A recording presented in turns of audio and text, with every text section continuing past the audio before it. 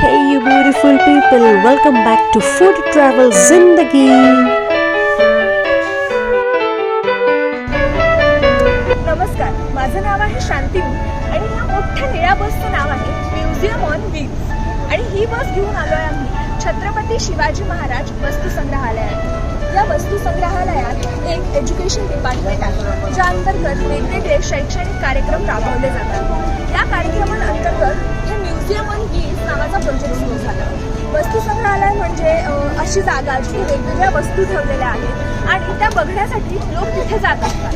पण या एज्युकेशन डिपार्टमेंटच्या लक्षात आलं की हे लिमिटेशन आपण काढलं पाहिजे, म्हणून त्यांनी अशी बस तयार केली आणि ज्यामध्ये वेगवेगळी प्रदर्शनं तयार केली जातात. आणि ती प्रदर्शनं घेऊन ही बस वेगवेगळ्या जिल्ह्यांमध्ये, वेगवेगळ्या गावांमध्ये, शाळांमध्ये, NGOजमध्ये जात असते, जेणेकरून ज्यांना म्युझियमपर्यंत पोहोचता येत नाही त्यांच्यापर्यंत म्युझियम ही बस घेऊन जात असते. 2015 मध्ये म्युझियम ऑन व्हील्स प्रोजेक्टची पहिली बस आली आणि त्यानंतर 2019 मध्ये त्याची दुसरी बस आली. या दोन्ही बसेस वेगवेगळ्या ठिकाणी वेगवेगळी प्रदर्शनं घेऊन फिरत असतात. चला तर मग आता बघूयात की या बसमध्ये म्युझियममध्ये आपल्याला काय काय बघायला मिळतं.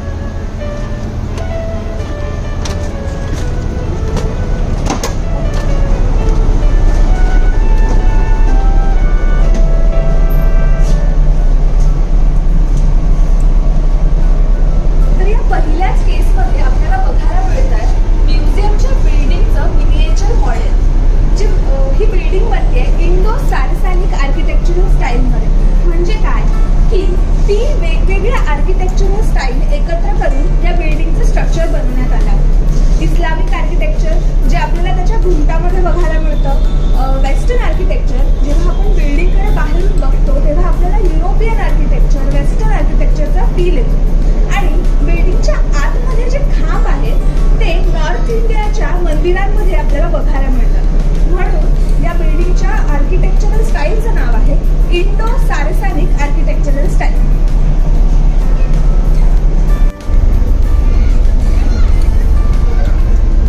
बसच्या भिंतींवर आपल्याला म्युझियमच्या आतल्या गॅलरीचे, वस्तूंचे, दालनाचे फोटोग्राफ्स बघायला मिळतात.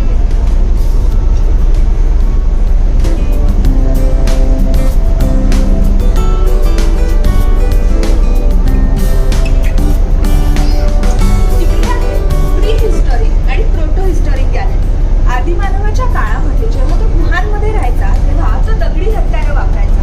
प्राण्यांचा मांस कापण्यासाठी, शिकार करण्यासाठी, झाडांच्या फांद्या आणि पानं कापण्यासाठी तो अशी दगडी हत्यारं वापरायचा.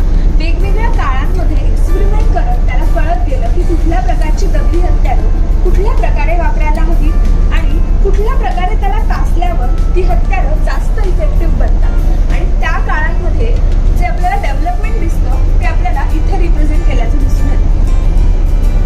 आणि हे सगळे आर्टिफॅक्ट्स आहेत हडप्पन सिव्हिलायझेशनमध्ये.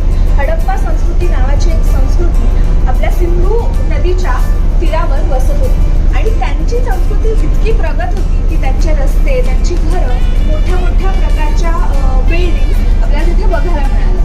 आणि या सगळ्या वस्तू त्या उत्खननात अभ्यासकांना सापडल्या. त्यांचा अभ्यास करून त्यांच्या लक्षात आलं की त्या संस्कृतीत राहणारे लोक कसे राहिले असतील, त्यांनी काय वापरलं असेल, कशासाठी वापरलं असेल. फॉर एक्झाम्पल हे आहे बर्ड ऑन व्हील, चाकांवरील पक्षी. आपल्याकडे आता जसं मुलं कारने खेळतात त्याला चाकं असतात, तसं त्या काळामध्ये मातीचा पक्षी बनवला जायचा आणि त्याला चाकं जोडली जायची. आणि आपण जसं आता कारने खेळतो तसं त्या खेळण्यासोबत त्या काळातली लहान मुलं खेळली असतील असा अभ्यासकांचा विचार आहे.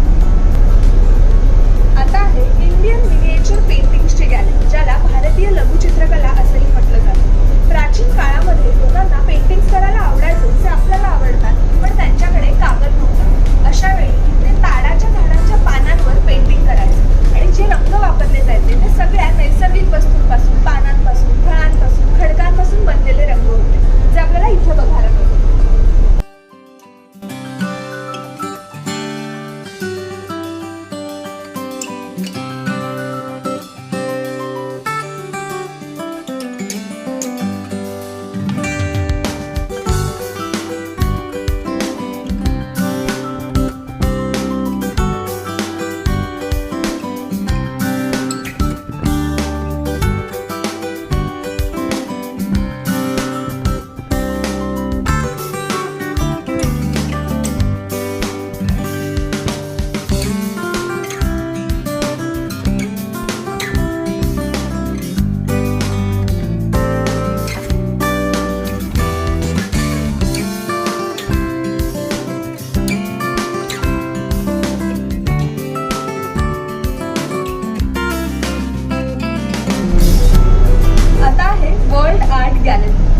जगभरातील वेगवेगळ्या देशांमध्ये ज्या वस्तू बनवल्या जातात त्या आपल्याला त्यांच्या कला पद्धतींबद्दल माहिती सांगतात. त्या बनवलेल्या वस्तूंशी निगडीत असलेल्या गोष्टी आणि मान्यता यांबद्दलही ते आपल्याला माहिती देत असतात. त्या वस्तू आपल्याला या गॅलरीमध्ये बघायला मिळतात.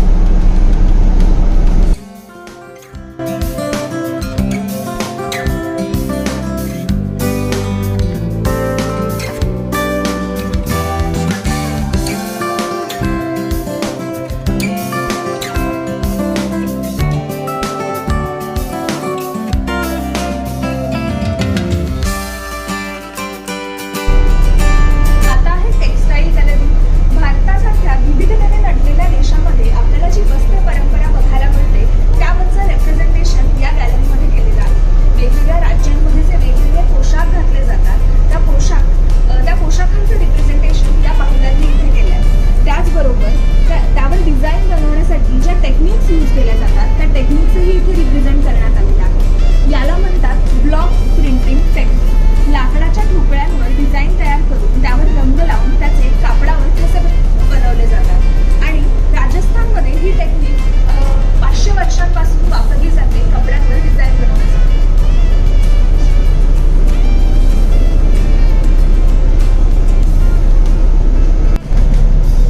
आता आहे मनी आणि ज्वेलरी गॅलरी.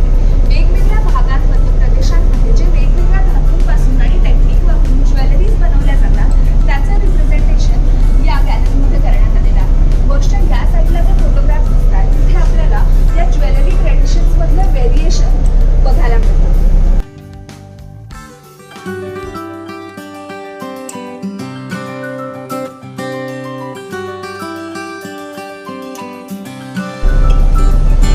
इथे खाली आपल्याला वेगवेगळ्या राजांनी वेगवेगळ्या काळांमध्ये जे कॉइन्स बनवले ते कॉइन्स बघायला मिळतात. हा सगळ्यात सुरुवातीचा जो कॉइन आहे त्याला म्हणतात पंच मार्क कॉइन.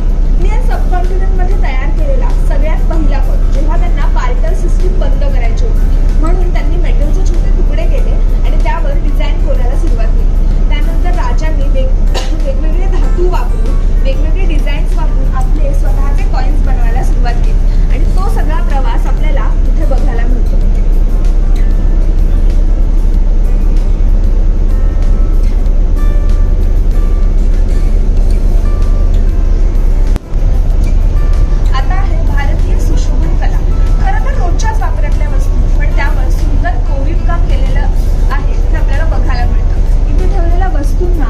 वस्तू वेगवेगळ्या कला पद्धतीने बनवल्या गेल्या आहेत. हा जो मधला पांढऱ्या रंगाचा बॉक्स आहे तो आहे ज्वेलरी बॉक्स आणि तो उंटाच्या हाडापासून बनलेला आहे. त्याच्यावर जे काम केलंय त्याला जाळी काम असं म्हणतात, जे आपल्याला मुघल आर्किटेक्चरमध्ये प्रामुख्याने बघायला मिळतं.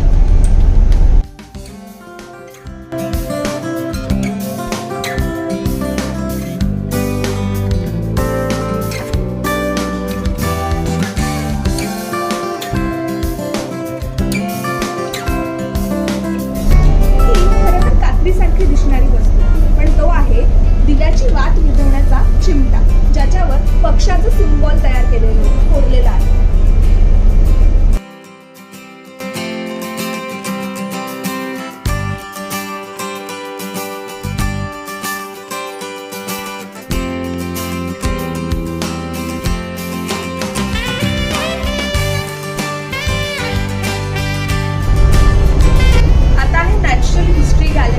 आपल्या भारतामध्ये आणि आसपासच्या भागांमध्ये आपल्याला बायोडायव्हर्सिटी मोठ्या प्रमाणात बघायला मिळते आणि त्याचंच रिप्रेझेंटेशन आपण इथे केलेलं आहे.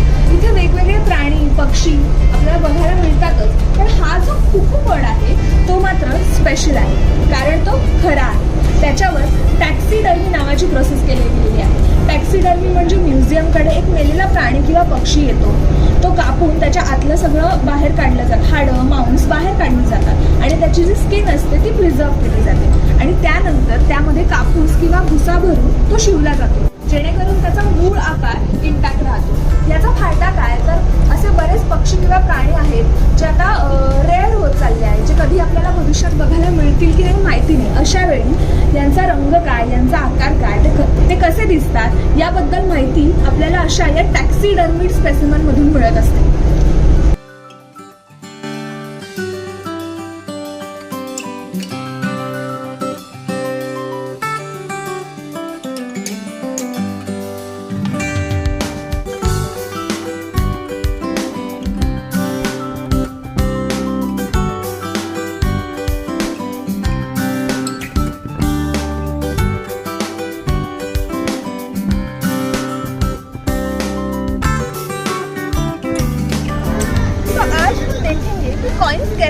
जाते हैं। आपको क्या लगता है सारे ज़माने में सारे कॉइन्स एक ही तरीके से बनाए जाते थे? नहीं ना, लोगों ने एक्सपेरिमेंट किया और उनको नई नई टेक्निक्स पता चली। तो सबसे पुरानी टेक्निक जो कॉइन बनाने की थी उसे बोलते हैं पंच मार्क टेक्निक। क्या? Punch mark technique. शब्द डाई स्ट्रक टेक्निक। क्या? Die struck technique. जो आज हम देखेंगे, ये जो आपको गोले दिख रहा है ना मेटल के, इसको बोलते हैं डाइस। क्या? डाइस। शाबाश। ये देखो, इसमें डिजाइन की हुई दिख रही है आपको? हाँ। डिजाइन दिख रही है? हाँ। इस डिजाइन किए हुए 2 डाइस में हम ये मेटल का शीट डालेंगे। ये प्लेन है, हाँ। ये इसमें हम डाल देंगे और इस पे एक मार्किंग होती है, दिख रही है मार्किंग? हाँ। ये हम मैच कर देंगे और ये मशीन के अंदर इसे डाल देंगे और इसको ऐसे स्ट्राइक करेंगे। कोई आके करेगा ट्राई? आ जाओ आ जाओ आ जाओ।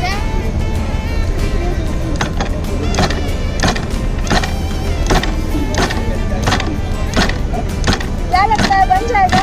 हाँ। ऐसे बन जाएगा? हाँ। ठीक है, देखते हैं हम लोग बस।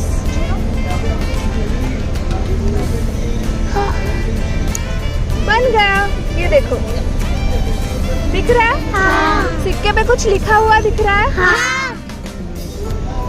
ये सिक्का किसका है पता है? पुराने जमाने। हाँ, लेकिन किस राजा का? करेक्ट, ये सिक्का है छत्रपति शिवाजी महाराज का। उनका जब राज्याभिषेक हुआ तो उन्होंने सोने के कॉइन्स बनाए जिसे बोलते हैं होन। क्या? होन। और वो कॉइन ऐसे बनाए जाते थे और इस पे लिखा है शिव छत्रपति। तो हमेशा कॉइन्स के 2 साइड्स रहते हैं, राइट? एक साइड पे आधा लिखा था और दूसरे साइड पे आधा, और दोनों साइड्स अलग अलग बनाए जाते थे। अभी आप सब लोगों ने जो फर्स्ट में इंटर किया, आपने एग्जीबिशन देखा ना पूरा? तो आपने एक केस में कॉइन्स भी देखे अलग अलग, राइट? कौन कौन से वो देखे आपने? मुझे आप उनका नाम बताओ।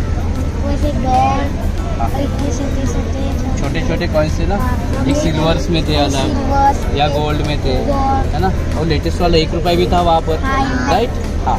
तो आपको पता है ये पुराने कॉइन्स से अभी लेटेस्ट वाले कॉइन्स कैसे बनते हैं? नहीं पता। तो राजा महाराजा कैसे बनाते होंगे? उनके पास तो मशीन्स भी नहीं थे, राइट? है ना?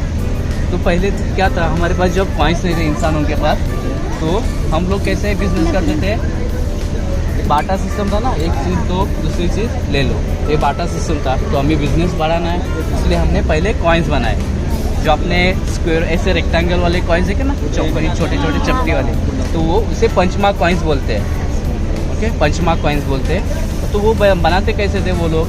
वो सिल्वर मेटल के ऐसे हाँ काट लेते थे पीस रेक्टेंगल में, और उसके ऊपर उनका एक स्पेसिफिक सिंबल रहता था, जैसे सूरज है, अलग अलग एनिमल्स है या ट्री है, वो इसके ऊपर पंच कर देते थे। वो उनका पंचमार्क कॉइन हो गया। इसके बाद उन्होंने सेकेंड टेक्निक लाया जिसे कास्ट एंड मोल्ड बोलते हैं। कास्ट एंड मोल्ड मतलब क्या? ढांचा होता है ना वो। उसमें क्या करते थे, वो जो उनका पिघलाया हुआ जो मेटल होता है या गोल्ड या सिल्वर का, वो उसमें डाल देते थे। हाँ, और हार्ड होने के बाद वो निकाल देते थे। इसमें क्या करते थे वो लोग? मोस्टली गोल्ड और सिल्वर मेटल ही यूज़ करते थे। ठीक है, और अभी हम यहाँ पर तीसरी टेक्निक देखेंगे जिसे डाइस्टर टेक्निक बोलते हैं। अभी आप जो लेटेस्ट वाले कॉइन्स यूज़ करते हुए 1 रुपये 2 रुपये के, वो मिंट में इसी टेक्निक से बनते हैं। तो ये बनते कैसे? तो आप देख सकते हो इसके ऊपर एक सिंबल है ना, ये डाई है, इसके ऊपर सिंबल है। तो सिंबल दोनों भी सेम ही है ना? हाँ। तो ये इसका डाई का नेगेटिव पार्ट है और ये पॉजिटिव है ना? जैसे हमारा छापा काट रहता है, 2 साइड रहते हैं, तो ऐसे नेगेटिव एंड पॉजिटिव है। तो हम कॉइन बनाते वक्त हम ये एल्यूमिनियम प्लेट यूज़ करते हैं। ओके, और जो नेगेटिव पार्ट है ना उसके सेंटर में रखते हैं। और हम सिंबल मैच करना है ना अंदर का, तो इसके लिए देखो ये साइड में हल्का सा कट किया है ना? तो हम ये कट अगर मैच कर देते तो अंदर का सिंबल भी मैच हो जाता है। उसके बाद हम प्रेस करने के लिए ये हैंड प्रेस मशीन यूज़ करते हैं। तो बिकॉज हमारे पास अभी यहाँ पर बड़े मशीन्स नहीं है या हैमर नहीं है हम आपको दिखाने के लिए, तो हमारे पास हैंड प्रेस मशीन है, तो इसमें से हम प्रेस करते हैं। बन गया कॉइन। अभी हमें डाई ओपन करना है और ये हमारा कॉइन अंदर रेडी है। दिखता है आपको कॉइन्स? तो इस कॉइन का नाम है 6 आर्म कॉइन, 6 आर्म कॉइन, और ये पंचमार्क टेक्निक से बनाया गया है। ये स्टार्टिंग का कॉइन, एकदम पुराना कॉइन है। जब आटा सिस्टम बंद हुआ तभी ये कॉइन बना था। ओके, तो आप अभी एक एक कॉइन्स ये बना सकते हो। एक एक लाइन में आना है आपको और एक एक कॉइन बना के जाना है। तो हमारे पास अलग अलग 3 कॉइन्स है। तो ये 6 आर्म कॉइन है, उसके बाद छत्रपति शिवाजी महाराज का गोल्ड कॉइन है, और एक हमारे पास तीसरा वाला कॉइन है, ये वाला गजलक्ष्मी कॉइन जो चंद्रगुप्त मौर्य ने बनाया था। ठीक है, तो आपको एक एक करके आना है और कॉइन बना के लेके जाना है। आपका पहला टर्न है, इसमें रखना है। उसके बाद देखो इसके हमें साइड्स मैच करने, तो आपको यहाँ पर 5 नंबर है ना, एक साइड में देखो इसके 5 नंबर कहाँ पर है। हाँ, तो आप ये 5 नंबर और ये 5 नंबर मैच कर दो। हो गया? मशीन में यहाँ पर रखना है आपको। अभी हैंडल पकड़ो, होल्ड करो और पंच करना है। डाई को ओपन करके इसमें से कॉइन निकाल सकते हो आप। ओके, हो गया ना कॉइन? तो इसका नाम है गजलक्ष्मी कॉइन, और ये किसने बनाया? चंद्रगुप्त मौर्य ने। चलो नेक्स्ट आपका टर्न। आप ये वाला ट्राई करो।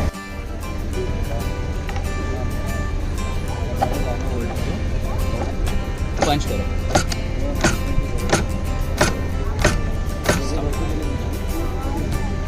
अभी ओपन करो इसे, पुल पुल।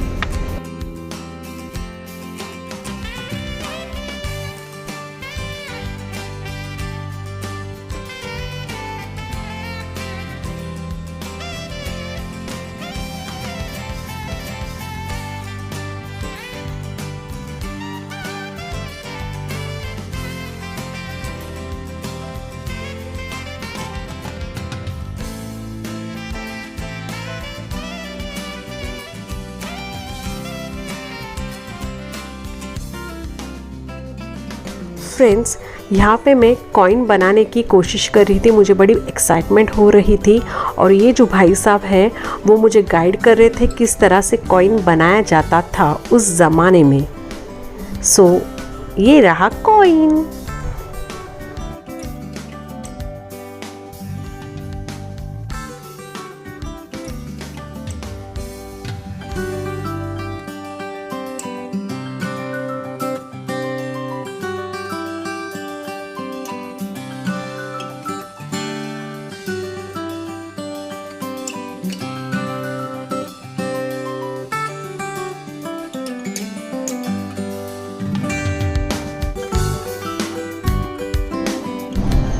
या बसची सेवा विनामूल्य आहे आणि ती पालक, विद्यार्थी आणि टीचर्स या सगळ्यांसाठी ओपन आहे। तुम्हाला जर या बसची कॉन्सेप्ट आणि या बसचं प्रदर्शन आवडलं असेल तर तुमच्या शाळेमध्ये आम्हाला नक्की बोलवा।